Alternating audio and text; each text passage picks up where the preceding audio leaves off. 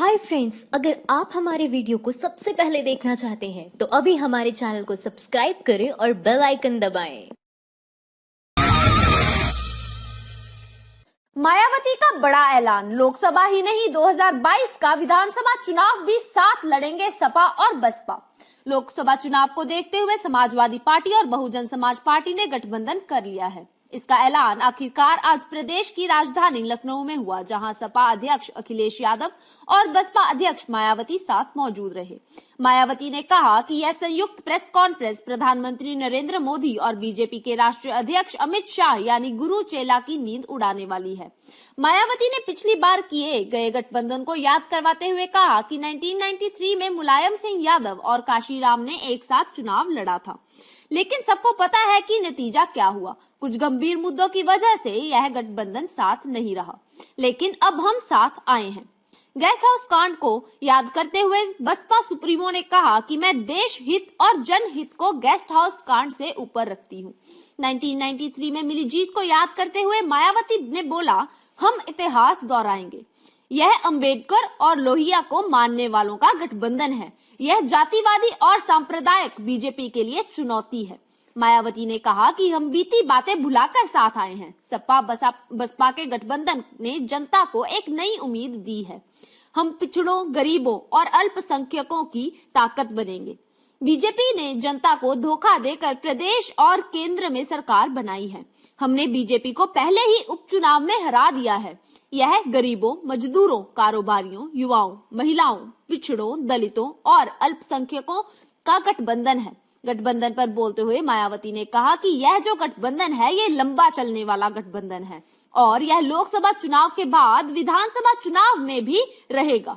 कांग्रेस और बीजेपी दोनों पर हमला बोलते हुए मायावती ने कहा कि कांग्रेस को बोफोर्स ने हराया था और बीजेपी को राफेल हराएगी। कांग्रेस के दौर में देश ने इमरजेंसी लागू कर दी थी।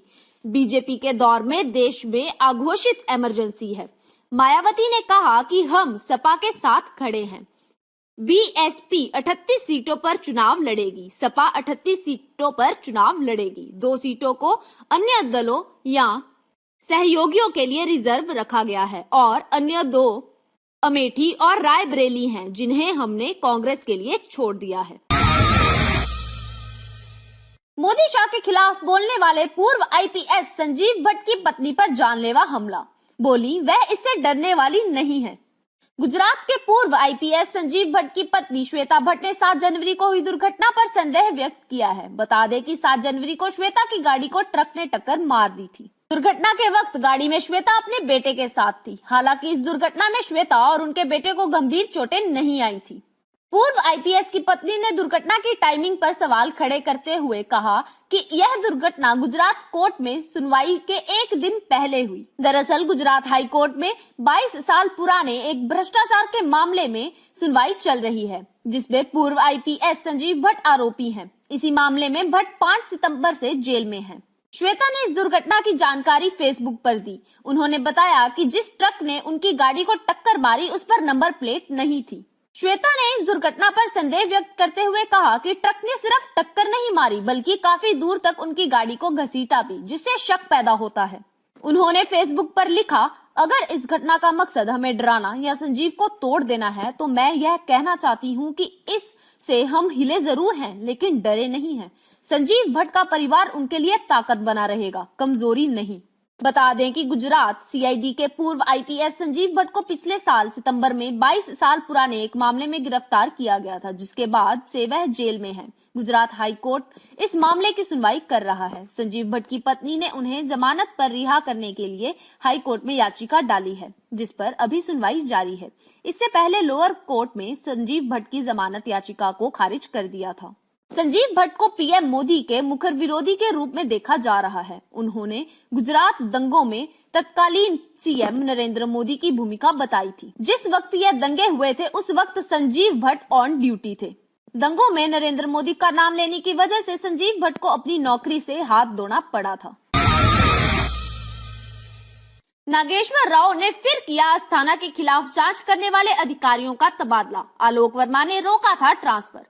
पीएम मोदी की अध्यक्षता वाली सिलेक्टिव टीम द्वारा कल 10 जनवरी को आलोक वर्मा को सीबीआई चीफ पद से हटा दिया गया।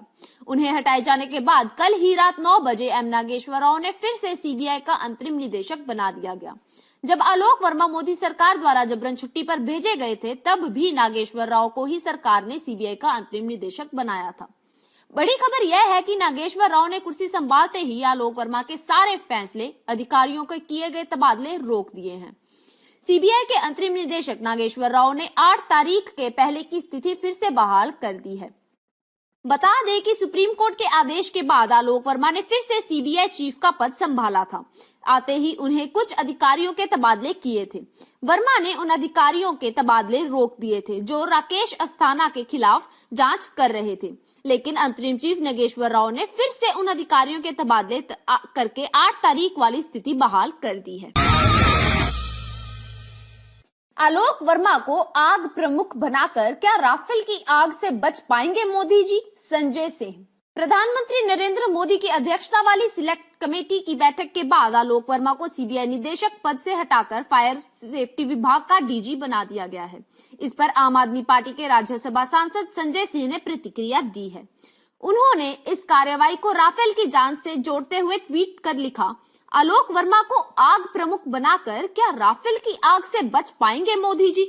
आलोक वर्मा को सीबीआई निदेशक पद से हटाने का फैसला गुरुवार को पीएम मोदी के आवास पर हुई सिलेक्ट कमेटी की बैठक में लिया गया। तकरीबन 2.5 घंटे तक चली इस बैठक में पीएम मोदी के अलावा सुप्रीम कोर्ट के वरिष्ठ जस्टिस AK सिकरी और लोकसभा में विपक्ष के नेता मल्लिकार्जुन खड़गे शामिल रहे। हालांकि बैठक में खड़गे ने आलोक वर्मा को सीबीआई निदेशक पद से हटाए जाने का विरोध किया, लेकिन पीएम मोदी और जस्टिस सिकरी वर्मा को हटाने के पक्ष में रहे। इस फैसले पर सवाल खड़े करते हुए खड़गे ने कहा कि सिलेक्ट कमेटी की मीटिंग से पहले ही ट्रांसफर का फैसला ले लिया गया था। इससे पहले मंगलवार को सुप्रीम कोर्ट ने आलोक वर्मा को उनके पद पर बहाल कर दिया था। उन्हें सरकार ने करीब 2 महीने पहले जबरन छुट्टी पर भेज दिया था। अधिकारियों ने बताया कि इस मुद्दे पर कमेटी की यह दूसरी बैठक है। इससे पहले बुधवार को हुई बैठक बेनतीजा रही थी। 77 दिन बाद सीबीआई मुख्यालय पहुंचे सीबीआई चीफ फौरन एक्शन में आ गए थे। उन्होंने उनकी गैर मौजूदगी में किए गए सारे ट्रांसफर रद्द कर दिए थे। यह सारे transfer order M Nageshwar Rao ने दिए थे, जो वर्मा की गैर मौजूदगी में सीबीआई के अंतरिम निदेशक बन गए थे। सीबीआई चीफ ने आज 10 जनवरी को अपने ऑफिस के दूसरे दिन ताबड़तोड़ 5 अधिकारियों के तबादले भी किए हैं। आलोक वर्मा को हटाए जाने पर मोदी पर भड़के मनोज झा। आप कुछ भी कर ले, राफेल घोटाले का सच सामने आ ही जाएगा। सीबीआई चीफ आलोक वर्मा को उनके पद से हटा दिया गया है। गुरुवार को पीएम मोदी के नेतृत्व में सिलेक्शन कमेटी की बैठक के बाद यह फैसला लिया गया है। आलोक वर्मा को सीबीआई चीफ से बर्खास्त करते हुए कहीं और तबादला कर दिया गया है। इस बैठक में पीएम मोदी, मल्लिकार्जुन खड़गे और जस्टिस शामिल थे। सिलेक्शन कमेटी के इस फैसले के बाद आरजेडी सांसद मनोज झा की प्रतिक्रिया सामने आई। मनोज झा ने बीजेपी पे कटाक्ष करते हुए ट्वीट किया, आप जो कर सकते हैं कीजिए, आपका घोटाला एक दिन सामने आकर रहेगा। बता दें कि पिछले साल अक्टूबर महीने से सीबीआई चीफ आलोक वर्मा और सीबीआई के विशेष निदेशक राकेश अस्थाना के बीच आपसी तकरार का मामला सामने आया था। दोनों एक दूसरे पर कई तरह के आरोप लगा रहे थे। यह मामला सुप्रीम कोर्ट में पहुंच गया था। तब वह विवाद चल रहा था, जिसके बाद आज पीएम नेतृत्व की सिलेक्शन कमेटी ने आलोक वर्मा को उनके पद से बर्खास्त कर किसी और विभाग में तबादला कर दिया है। माइंड द न्यूज रूम की रिपोर्ट। Thank you for watching our video. अगर आपको हमारी वीडियो पसंद आई हो तो इसे लाइक जरूर करें और हमारे चैनल को सब्सक्राइब करना ना भूलें।